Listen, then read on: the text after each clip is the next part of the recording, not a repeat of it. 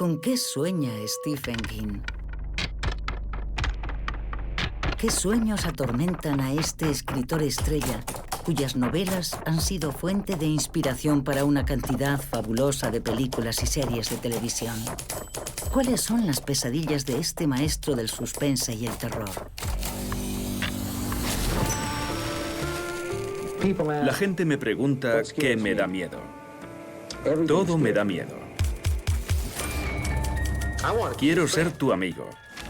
Quiero acercarme a ti, rodearte con mi brazo y decirte, oye, ¿quieres ver algo increíble? Es genial, ya verás, te va a encantar.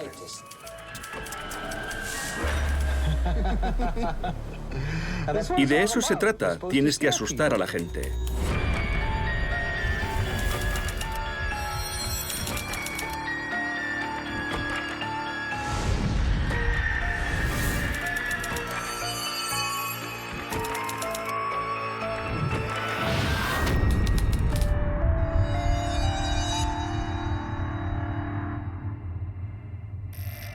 El 5 de abril de 1974, el mundo descubrió su nombre.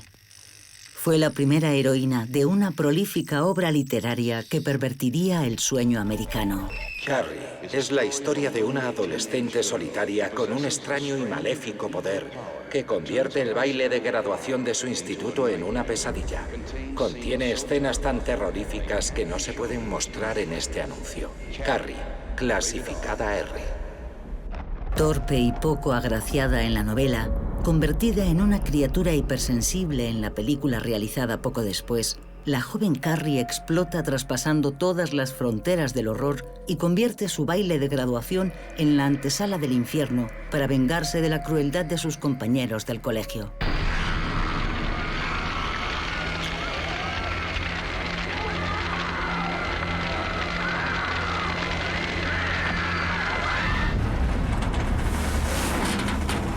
A través de la brecha abierta por Carrie, se precipitará una abominable manada de monstruos. Un sabueso sediento de sangre. Un escritor fracasado perseguido por fantasmas horribles. Un coche resplandeciente cuyo carburante es la crueldad. Un payaso caníbal que acecha a los niños de los suburbios. Detrás de todo ese horror, un solo espíritu atormentado, el de Stephen King. Es sencillamente el autor que más libros vende en el mundo. ¿Le avergonzaría que se lo señalara? No, en absoluto, me parece bien. Un novelista de una productividad sobrenatural que durante más de 50 años se ha mantenido como el emperador indiscutible de los relatos de terror. He hecho todo lo que ha estado en mi mano para que os caguéis de miedo. Es un trabajo duro, pero alguien tiene que hacerlo. Un autor que desde la saga La Torre Oscura a La Milla Verde ha representado como ningún otro el lado oscuro de la humanidad.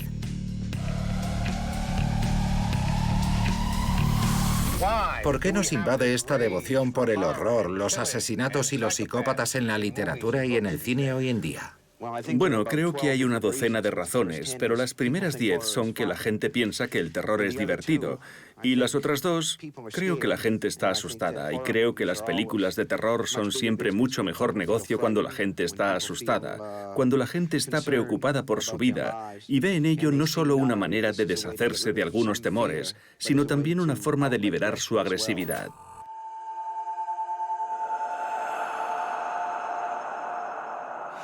La sociedad da puntos por un buen comportamiento emocional, así que obtenemos puntos por ejercitar esos músculos emocionales. La sociedad aprueba el amor, la amistad, la lealtad, el humor, ese tipo de cosas. Pero por cada una de esas buenas emociones, tenemos otra oscura también. Tenemos miedo, agresividad, ira. Todos tenemos, supongo, impulsos y a veces tendemos al sadismo y ese tipo de cosas. Y un relato o una película de terror nos dan la oportunidad de ejercitar ese lado de una manera comparativamente inofensiva.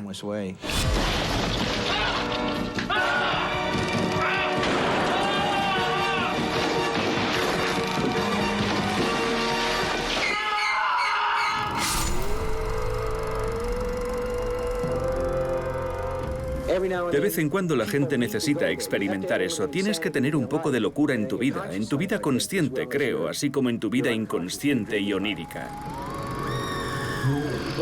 Otra razón por la que a la gente le gusta esto es porque se trata de un ensayo para la muerte, es una forma de prepararse. La muerte es el gran acontecimiento. Dentro de 200 años ninguno de nosotros estará aquí, todos estaremos en otro lugar. Y estamos en una posición muy incómoda. Somos las únicas criaturas, al menos hasta donde sabemos, capaces de contemplar nuestro propio fin. Sabemos que va a suceder. Tenemos que hacer algo al respecto para poder afrontarlo sin volvernos locos. En ese sentido, el relato o la película de terror son un poco como esas atracciones de los parques de atracciones que emulan la muerte violenta. Cosas como el descenso en paracaídas con el que experimentas tu propio accidente de avión, los coches de choque con los que puedes chocar de frente de forma inofensiva, etc. Te pillé. Es verdad, es verdad. ¿Han visto lo malvado que soy? ¿Por qué me gusta hacer esto a la gente? Porque es divertido, obviamente, pero...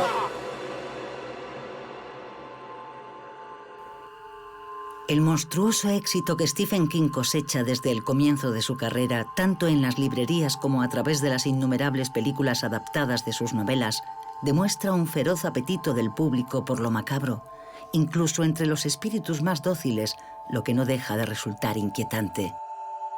No creo que ningún niño se haya sentido impulsado a cometer un acto de violencia por un disco de Metallica, de Marilyn Manson o por una novela de Stephen King. Si estás buscando una excusa para ignorar el problema real y tratar un síntoma, puedes tratar las películas y los libros. Es como matar al mensajero porque te trae un mensaje que no te gusta. La verdadera cuestión acerca de la violencia en Estados Unidos, en contraposición, por ejemplo, a la violencia en Inglaterra, Escocia y sitios así, se resuelve con un solo elemento comparativo, y es la diferencia en la disponibilidad de armas. La clave son las armas. No obstante, hay toda una cultura de la violencia en este país, y yo sería la última persona en negar que formo parte de ello, pero solo soy hijo de mi cultura.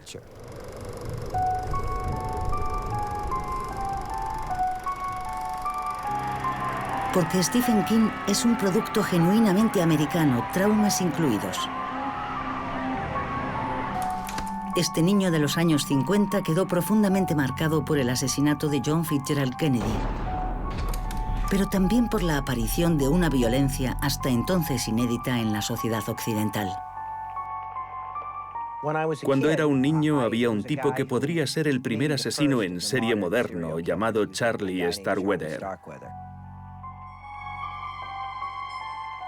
Ese tipo de cosas no ocurría, o al menos no ocurría con mucha frecuencia. Yo tenía un álbum de recortes con un montón de recortes suyos. Mi madre encontró el álbum y creo que me dijo, ¿por qué? ¿Por qué te interesa este tipo? Había una fotografía de ese joven que había matado a aquellas personas y sus ojos reflejaban un vacío total.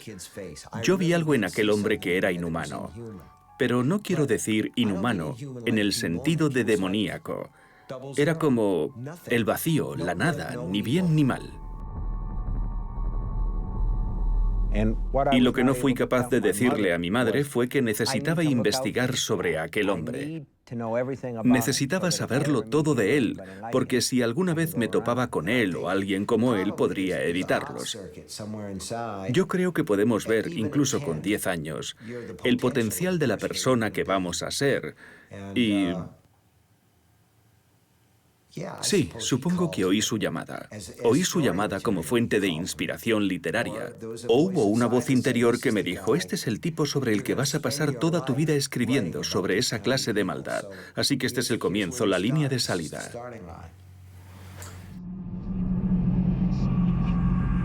Más allá del placer de dar miedo, los relatos de Stephen King son cuentos de hadas modernos que ponen en guardia a sus lectores contra los monstruos de la realidad.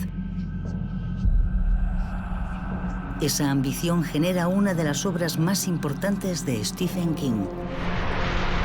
It, una saga que relata la lucha de un grupo de amigos contra una entidad maléfica a la que se enfrentan de niños y más tarde de adultos. Desde su primera publicación, It se impone como uno de los pilares de la obra de Stephen King y de la literatura fantástica en general. Y 30 años después, esta novela alcanza un nuevo hito, convirtiéndose en la película de terror más taquillera de la historia, en una ambiciosa adaptación que tiene como protagonista al monstruoso payaso Pennywise. Hiya, Georgie. What a nice boat.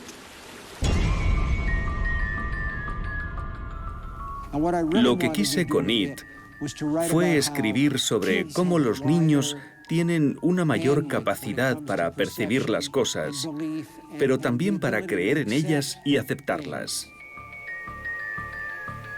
En ella hablo del recuerdo más bonito de mi infancia, el amor y el terror, y encontrar una mano a la que poder agarrarte cuando las cosas se ponen difíciles y vivir en el mundo es doloroso.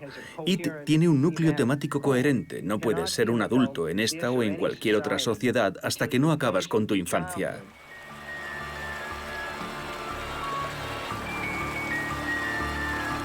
Come on back, it says. Come on back, let's finish our business in Derry. Bring your jacks and your marbles and your yo-yos. We'll play. Come on back, and we'll see if you remember the simplest thing of all. How it is to be children, secure in belief and thus afraid of the dark.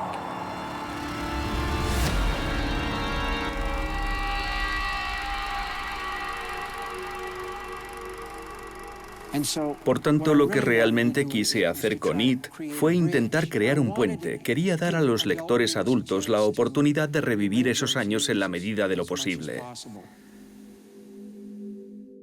Y se remonta, pienso, a los cuentos de hadas. Creo que una de las cosas que se supone que hacen los relatos de terror es transportarnos de nuevo a la infancia, donde todo parece estar fuera de control. Porque como adultos se supone que debemos tener el control, pero cuando nos paramos a pensar en ello no lo tenemos.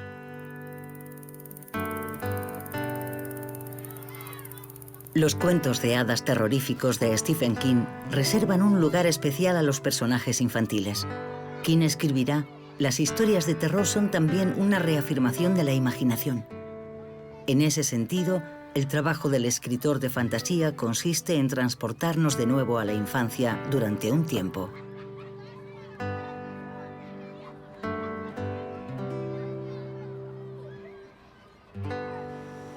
Si en uno de mis relatos le otorgo un don a un niño, como sucede en El Resplandor, con la habilidad de Danny para brillar, para ver el futuro, o la telequinesis de Carrie White, es otra forma de decirle al lector: mira al niño que hay en ti.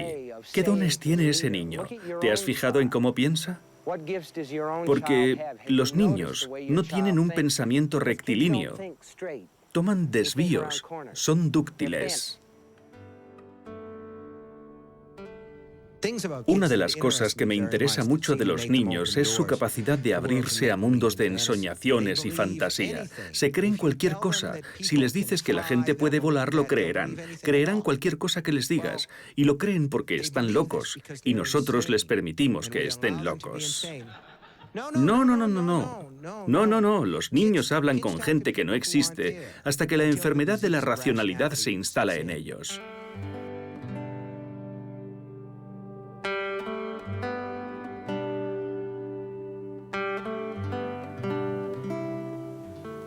Permitimos a nuestros niños que estén locos hasta que tienen unos 8 años y entonces empezamos a decirles: ¿por qué no maduráis? ¡Madurad! Y lo hacen. Maduran. Se convierten en doctores, en ingenieros. ¿Qué pasa con su imaginación? Se encoge a medida que su cuerpo crece. Su capacidad para imaginar toda la gama, todo el mundo de maravillas comienza a encogerse. ¿Comprendes lo que quiero decir? Pagas un precio por madurar y es un alto precio. ¿Y a los adultos puedes enseñarles a usar su imaginación de nuevo? Yo creo que sí. Que una de las razones por las cuales acuden a mis libros es porque lo que intento decirles es: escuchad, utilizad vuestra imaginación de nuevo. Los relatos de Stephen King buscan reavivar nuestra capacidad de soñar, invitándonos a buscar la fantasía en la realidad más banal, la más deshumanizada. Y será también el tema de su primera y única película como director, La rebelión de las máquinas, en la que las máquinas declaran la guerra a la humanidad. Vivimos en una sociedad tecnológica, por el amor de Dios, donde la mayoría de nosotros utilizamos cosas como la televisión, luces eléctricas, los hornos microondas, y no tenemos ni la más remota idea de cómo funcionan esas cosas, lo que es una especie de magia.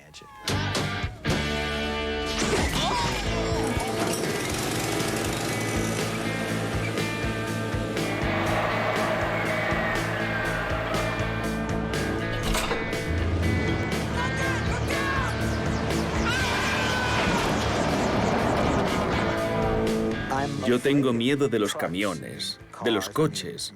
La rebelión de las máquinas trata de camiones. Christine trata de un coche que se conduce solo, porque cuando era un niño me parecían enormes y yo era tan pequeño. Entonces tenía la misma imaginación que tengo ahora. Recuerdo que siempre temía que uno diera marcha atrás y me atropellara. Y cuando miraba, los faros me parecían ojos. Hay muchos coches que parecen estar vivos. Me encantan las máquinas y al mismo tiempo me aterrorizan. A las máquinas no les gustamos. No les gustamos nada. Por eso la gente sufre descargas eléctricas. A mí este chisme me parece peligroso. Lo parece, ¿verdad? Me encantó Christine de Carpenter. Estuve riéndome durante toda la película. No porque fuera divertida, sino porque era ese tipo de risa que te produce descubrir que alguien ha entendido lo que quieres contar.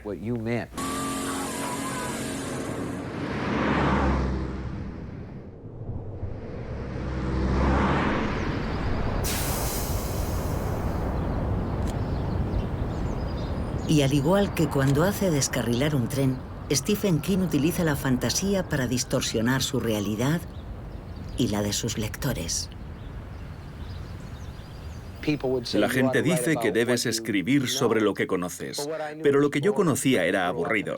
Crecí en una pequeña ciudad, no había agua corriente, fui a un colegio con una sola clase que compartían los diferentes cursos. Aquí fue donde crecí, aquí, esta es nuestra casa. Todo el barrio ha cambiado mucho, pero esa era mi habitación. Escribí 2 libros que terminaron publicándose en esa habitación.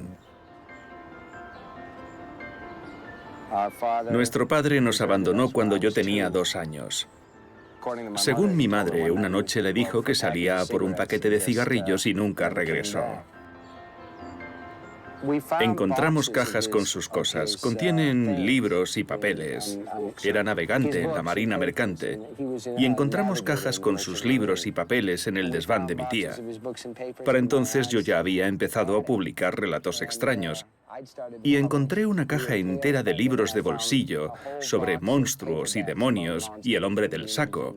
Así que parece que teníamos intereses comunes. Para mí la existencia no era idílica, ni hermosa, ni nada parecido. Era simplemente aburrida. Yo quería salir al espacio exterior, luchar contra monstruos en los pantanos de la Amazonia, así que escribía sobre esas cosas. Y más tarde encontré una manera de fusionar esos 2 intereses. Mi interés en lo extraño y misterioso y en el mundo moderno.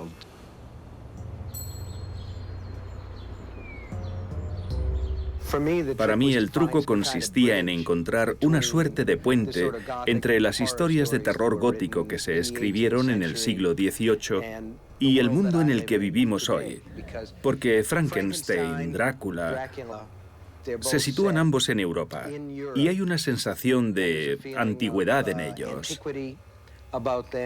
Hay castillos, hay páramos, y yo no vivo en ese mundo.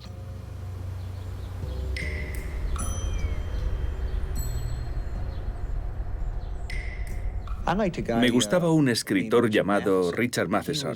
Creo que fue el primer autor al que leí en mi adolescencia que hacía cosas que Lovecraft no hacía.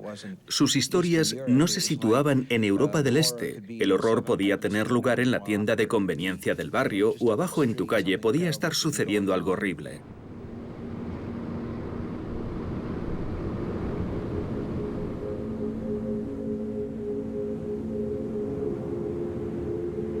Para mí, cuando era un niño, aquello fue una revelación, algo súper excitante. Situaba el horror en lugares que me eran familiares.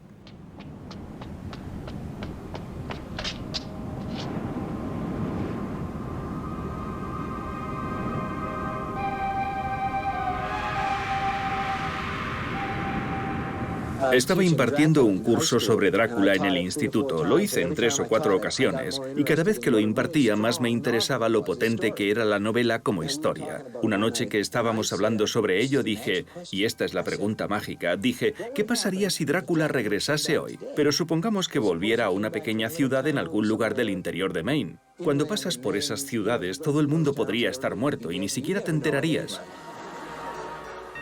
Y escribí una novela titulada El misterio de Salem Slot, en la que un vampiro europeo llega a una pequeña ciudad de Maine, Jerusalem Slot, se instala allí y abre una tienda de antigüedades, y convierte a todos los habitantes de esa pequeña ciudad, propietarios de hostales, barberos y policías provincianos, en vampiros.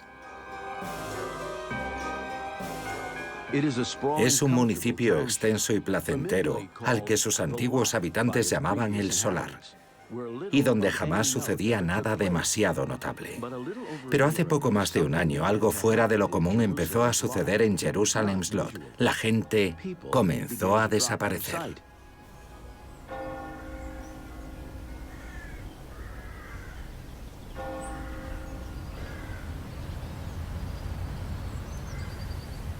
Muchas de sus historias están situadas en Maine. ¿Qué tiene de especial ese ambiente para sus novelas?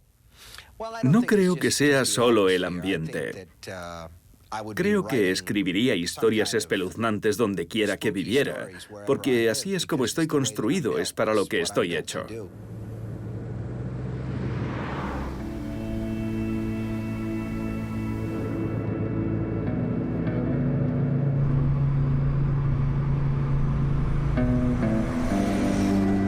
Más allá de su inventiva desbordante, Stephen King permanece anclado a la idea de escribir sobre y para los habitantes de su estado natal, donde reside todavía en una vieja casa burguesa restaurada a su estilo.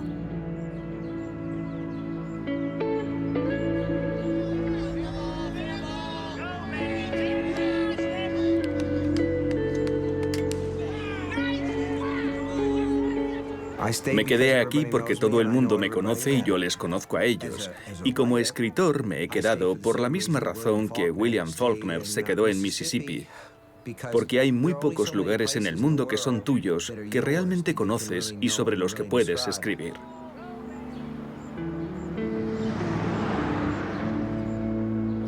La gente de aquí me parece muy auténtica y muy real, en el sentido de que son personas que están ahí, trabajan duro. Claro que sí. Aquí me han tratado siempre como a un ser humano y no como a un bicho raro. Me tratan como siento que soy, una persona normal y corriente que se esfuerza en su trabajo.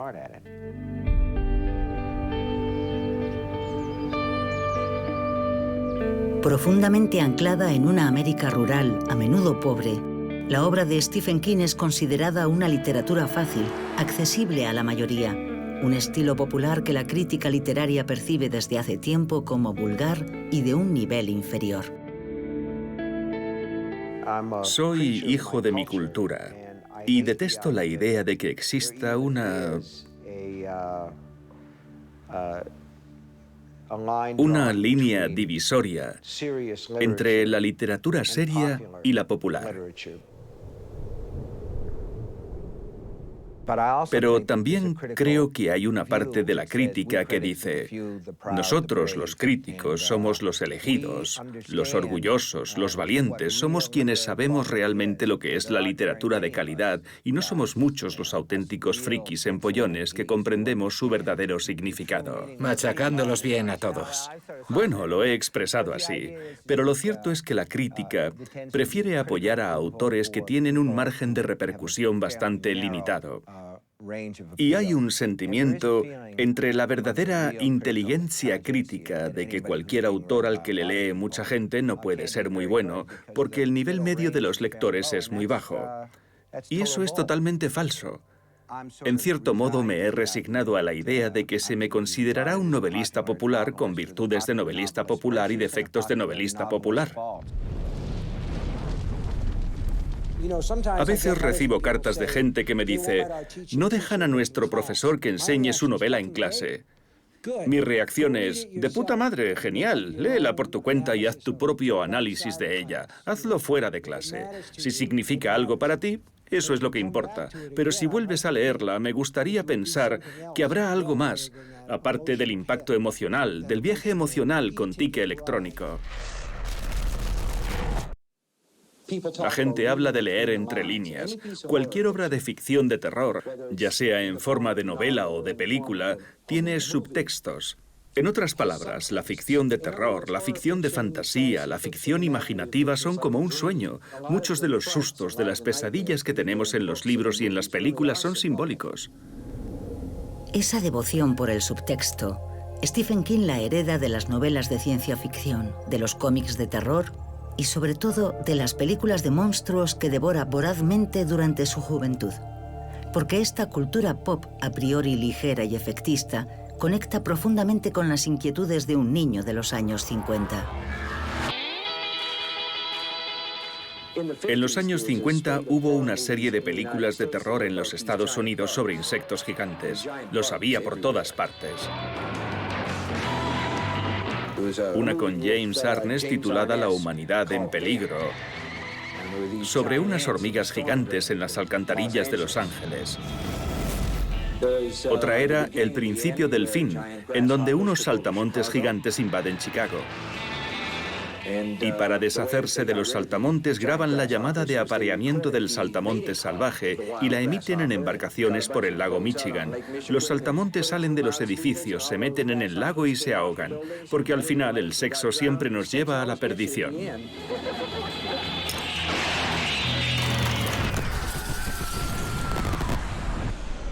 What happened? La causa en todas aquellas películas era siempre la misma. Siempre era lo mismo. La radiación. La película empezaba con imágenes de noticias sobre la explosión de bombas. Y una y otra vez aquellos bichos enormes caían sobre las ciudades y las aplastaban, en una representación simbólica bastante clara de lo que un arma nuclear haría a una ciudad real. Cuidado con la niebla. Es radiactiva, está llena de veneno y se desplaza muy rápido. El viejo científico, al final de La humanidad en peligro, dice, hemos abierto una puerta que nunca podremos cerrar. Y detrás de esa puerta hay una luz blanca.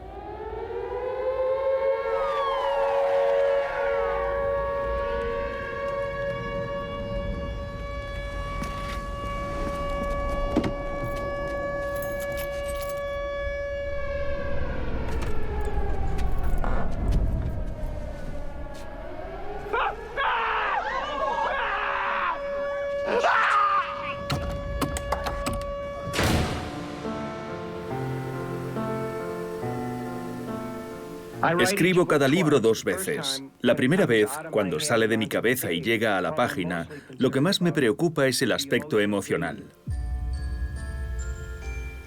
Pero en un libro puede haber más.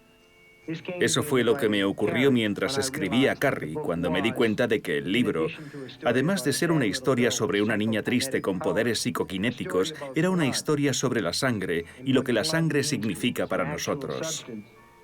La sustancia real que proporciona profundas conexiones metafóricas con cosas como la religión, lavados con la sangre del cordero, con la edad adulta que en las mujeres está simbolizada en parte por su primera menstruación.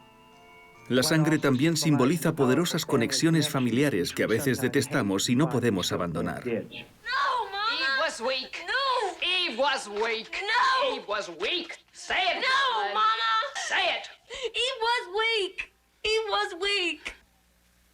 Lord visited Eve with a curse. The curse was a curse of blood. You should have told me, Mama. You should have told me. Creo que la gente joven que no lee habitualmente se siente atraída por esa combinación de impacto emocional y a veces investigación intelectual, honesta y simplista. Creo que incluso aquellos que no son capaces de detectar una unidad temática piensan que los libros son mejores cuando tratan de algo, y sobre todo cuando tratan de algo que les concierne.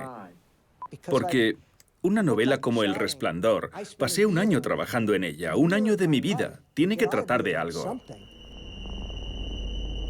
Apegado a sus raíces populares, pero también a una escritura visceral, Stephen King solo podía sentirse traicionado por la adaptación cinematográfica que hizo Stanley Kubrick de su novela El Resplandor, ya que la película, muy cerebral, se aleja del carácter exuberante de la obra original, repleta de fantasmas y animales carnavalescos que custodian un hotel embrujado aislado en la montaña. I love you, Danny. I love you more than anything else in the whole world. I would never do anything to hurt you. Never. You know that, don't you? Hmm? Yes, Dad. Good.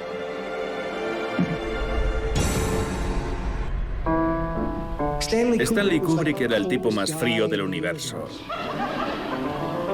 Y yo soy un tipo cálido, pegajoso y sentimental.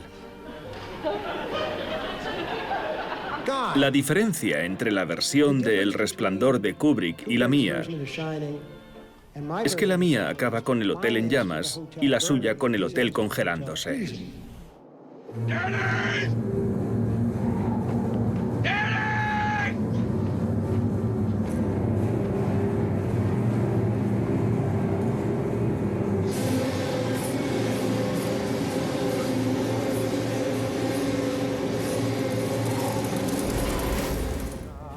Creo que es una película muy ambiciosa, me encanta su factura y con el paso del tiempo me gusta cada vez más.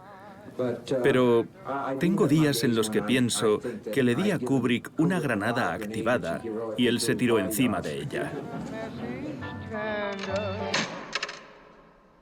El resentimiento de Stephen King hacia la película de Kubrick se explica también por el carácter enormemente autobiográfico de la novela, pues a través del escritor alcohólico y violento Jack Torrance, Stephen King se enfrenta a sus propios demonios. Un día llegué a casa y Joe, mi primogénito, que entonces tenía 3 o 4 años, había llenado de caricaturas y dibujos un manuscrito en el que estaba trabajando.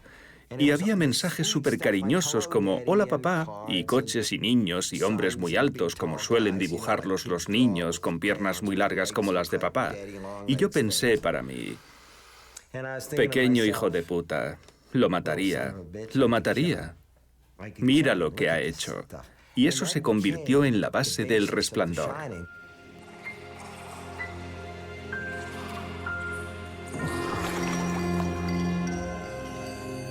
Usted debe saberlo todo, doctor, dijo Jack.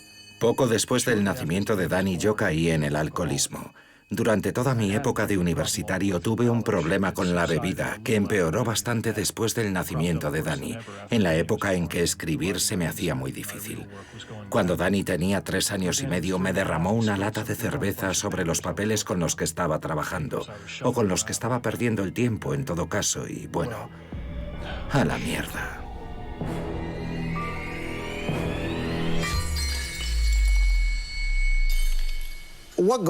Lo que ocurre en mi vida aparece en mi ficción. Recuerdo que mientras escribía El Resplandor sobre el borracho seco de Jack Torrance, pensaba para mí, Dios, cómo me alegro de no ser ese tipo. Yo bebo mucho, pero no tanto. No llego a esos extremos. Y luego, años después, cuando ya era de nuevo una persona abstemia, me dije, yo era ese tipo. Pero, ¿sabes? Hace tiempo leí, y probablemente tú también, que había que escribir sobre lo que uno conoce. Y yo conozco la vida del escritor, porque soy escritor desde hace muchos años.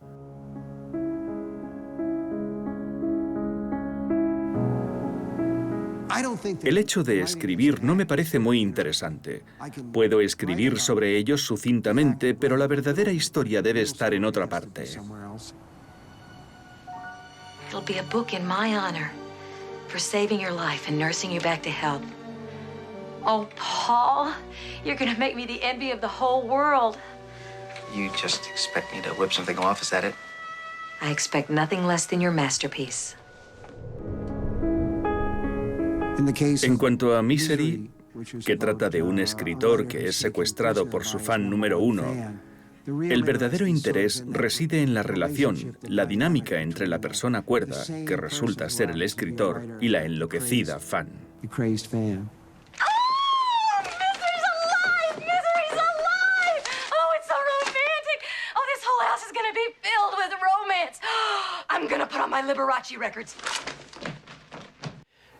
Misery me dio la oportunidad de hacer un par de cosas. Hablar un poco de la relación insana que algunos fans tienen, ya sea con escritores, con estrellas del pop o estrellas de cine. Shh, darling. Trust me. God's sake. It's for the best. Lo que Paul Sheldon descubre es que lo que Annie Wilkes le está diciendo es que lo que se le da bien es escribir esas novelas románticas y que lo mejor es que se dedique a lo que sabe hacer. Es triste, pero es así. Escribes libros para averiguar cuáles son tus sentimientos sobre las cosas, ¿no crees que es así? Sí, y si terminas sabiendo lo mismo que sabías al principio, será una mala novela, creo. Sí, es cierto. Tienes que saber más, un poco más que cuando empezaste. Tienes que tener una visión diferente del asunto. Y una de las cuestiones es que si dedicas todo ese tiempo a escribir un libro, deberías ser capaz de sacar en limpio algo más importante que un salario. Hay, por tanto, una faceta introspectiva en las novelas de Stephen King que se interroga con frecuencia sobre su condición de escritor de thrillers y de novelas de terror, como en La mitad oscura, adaptada al cine por un viejo cómplice del novelista, el director de La noche de los muertos vivientes, George Romero. It's time to start a new book. Oh, I don't think so. I'm finished with you. George Stark is dead. I'm not dead, Hoss. Not hardly. I'm just getting started. Trata de un escritor de literatura seria, Tad Beaumont, que tiene un alter ego que escribe novelas policíacas con el seudónimo George Stark, y cuando intenta deshacerse de Stark, de su seudónimo, este cobra vida y empieza a acosar a la gente para que Tad vuelva a escribir sobre él. Yo quería escribir sobre las diferentes personas que somos. Siempre me he preguntado quién soy cuando escribo, porque cuando escribo no estoy en la habitación conmigo mismo. He has to do that. It's essential. The writer has to let that inner being out of the lockup. He has to let it have a voice in his work, otherwise the work itself will be inhibited, timid, without passion. It'll be a pack of lies. La única vez que pensé que había ido demasiado lejos fue cuando escribí una novela titulada Cementerio de Animales, que se acercaba mucho a la realidad. El pueblo, Ludlow, es un pueblo real donde estuve enseñando literatura creativa. Un día mi hijo, que ahora es escritor por méritos propios y entonces era muy pequeño, salió corriendo hacia la carretera y yo fui corriendo tras él.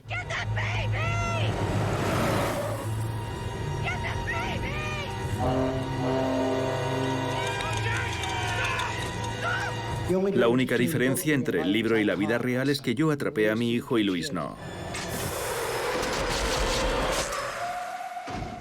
Pensé, esto es lo más horrible imaginable. Nadie querrá leer este libro sobre un niño que regresa del más allá y se dedica a acuchillar a todo el mundo. Dios mío, algunas cosas eran muy siniestras. Y cuando terminé la novela la metí en un cajón porque pensé que nadie querría leer algo así, pero lo hicieron. Así que se jodan.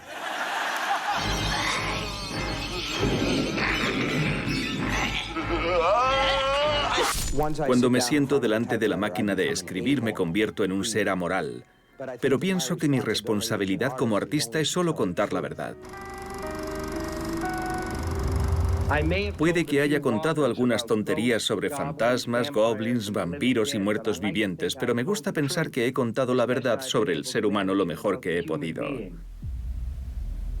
Y también me gusta pensar que es sobre los seres humanos de lo que tratan principalmente mis libros.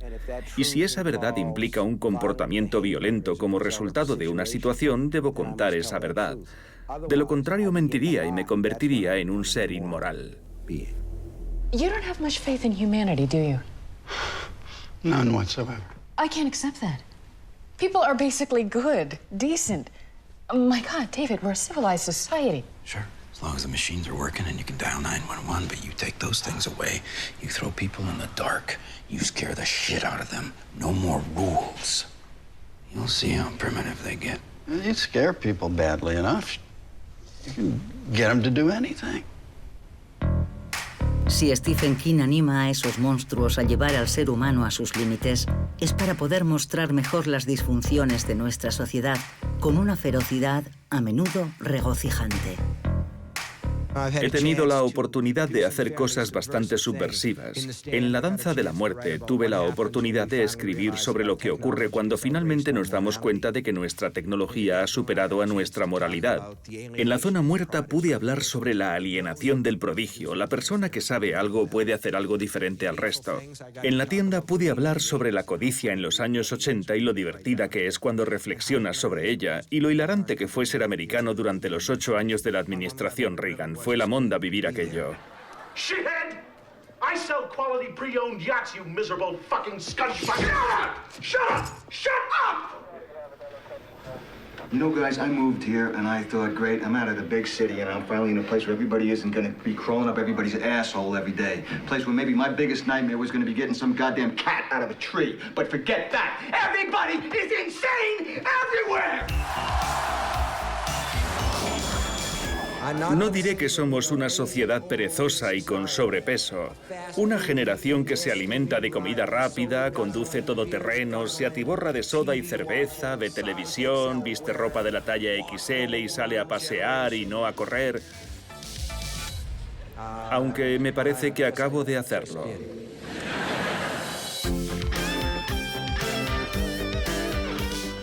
Me educaron en la creencia de que los escritores eran los agentes secretos del arte y que debíamos pasar desapercibidos, ser invisibles, y de esa manera podríamos recabar material, observar a la gente, y eso nos ha permitido tomar nota de ello y utilizarlo en nuestras historias. Beg for his mercy, because you'll get none from me. He's struck down by his almighty swift sword. Stop it! Ian, you godless heathen! Rot in hell, Willie Rose! En la primera línea de los poderes malignos contra los que King combate en su obra se encuentran los fanáticos religiosos, cuya violencia mística se presenta como una temible fuerza destructiva.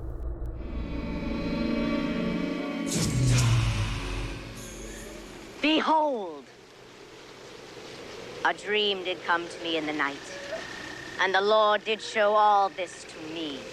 Praise God! Praise the Lord! Mi mujer es católica no practicante y suele citar una frase que escuchó siendo una niña cuando estudiaba en colegios parroquiales y acudía a la iglesia todos los días. Por lo visto, la actitud de la Iglesia Católica hacia los niños es: dadnos vuestros hijos y serán nuestros para siempre.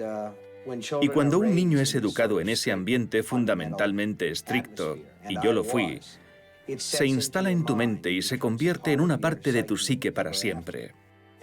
Y parte del pecado, en mi opinión, es tomar las mentes dúctiles de los niños y moldearlas. Y en Los chicos del maíz lo que intenté presentar fue un caso extremo producto del fanatismo religioso.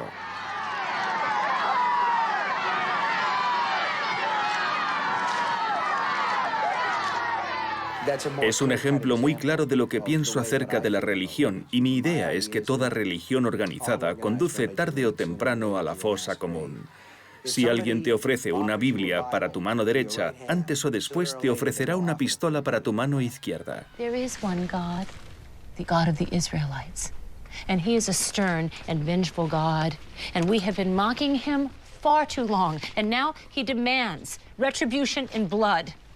It is time to declare yourselves take sides. The saved and the damned. Read the good book. It calls for expiation, blood. What? Cuando sus héroes se enfrentan, ya sea a iluminados o a necios, King siempre pone en guardia a sus lectores contra el abuso de la colectividad, en particular cuando crea personajes de dirigentes carismáticos que se aprovechan de las debilidades de sus partidarios. Es el caso del político populista Greg Stilson, que interpreta Martin Sheen en la adaptación de La Zona Muerta, dirigida por David Cronenberg. Well, you gotta be in good shape to go the full distance for those big boys down in Washington. Right. You gotta stay in shape all the time with those boys. You can't turn your back on them. You gotta stay in better shape than this country. What the hell is happening to this country? Can anybody tell me what the hell is going on? Es curioso, preconicé a Donald Trump cuando escribí La Zona Muerta y... Seremos más fuertes, más grandes y mejores como país que nunca antes. Estamos en el buen camino.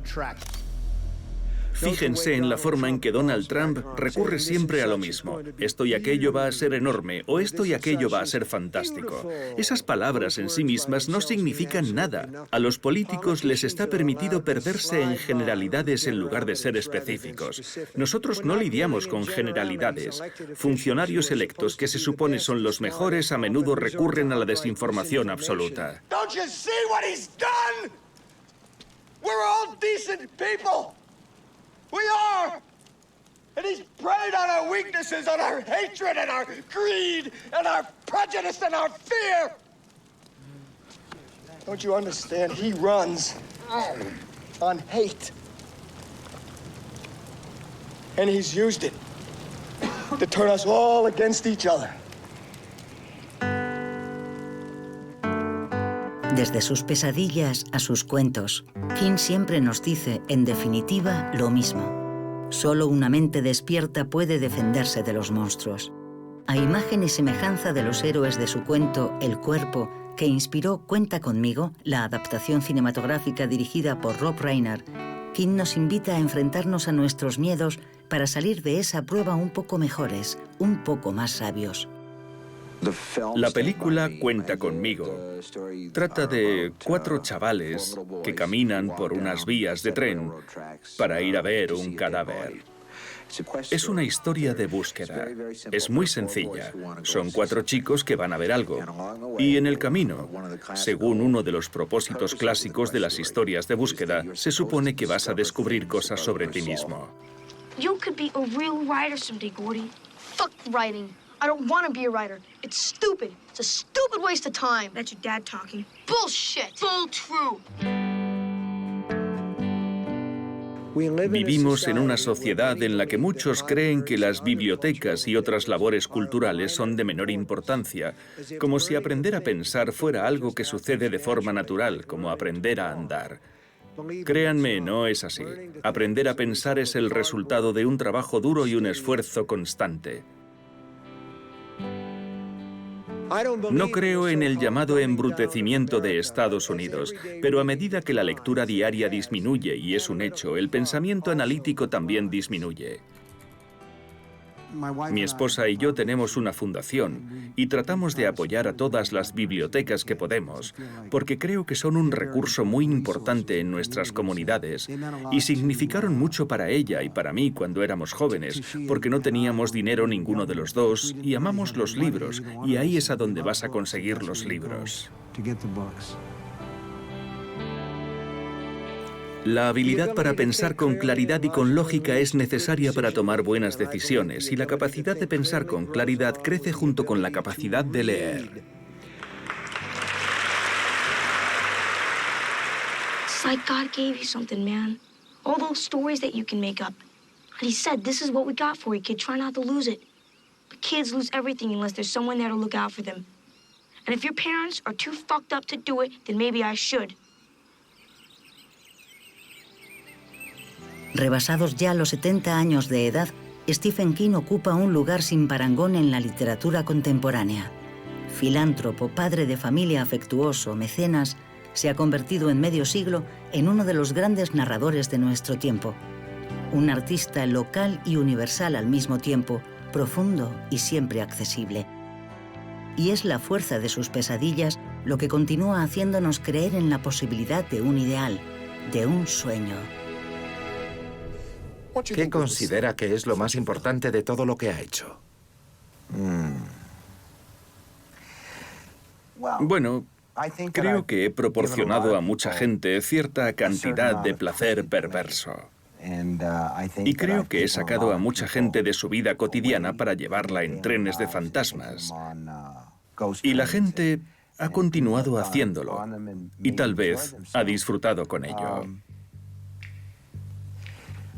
No sé si hay algo más allá de eso. Nunca he proclamado que la literatura sea algo honorable.